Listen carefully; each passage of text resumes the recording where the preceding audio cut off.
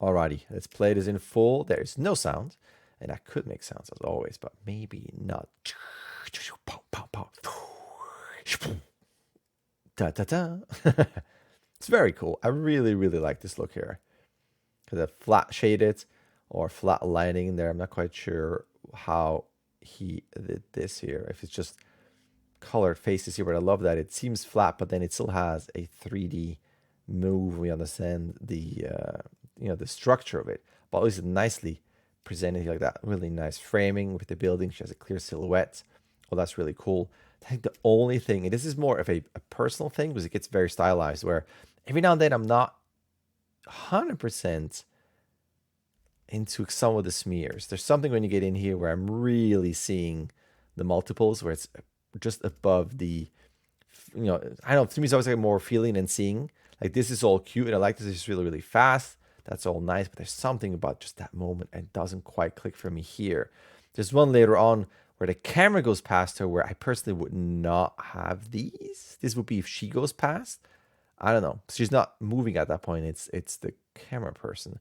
And then this one where, again, I understand why with that hit and everything, but there's just something sometimes about the look there. But that has nothing to do with the animation. That's a very weird subjective critique on this. But I love on twos, I love the flow of the hair. I love all the mechanics of her trying to regain balance. And I like how you have moments of pushed faces. You can see this here with the stretch and the bigger eyes, then getting smaller again. There's some really nice detail in there. It's always clear as to what she's doing, what she's thinking. And I love that. Big, broad anticipation into this. All works with the roller skate aspect of watch this here. Totally how they would do it. With the arm swings, the lines are nice. Full extension there. It's really cool. Again, just every frame to me is really nicely done. That's all really, really cool. Love, again, the deformations on the head. Just to give this just all that unique look. Full extension again here. Really nice line. Love that it's not just an immediate bounce off the wall, but you have a little bit of a on here overland. Look at that. I just love how each frame is just so different. Like it has a really nice non-fluid 2D look to it.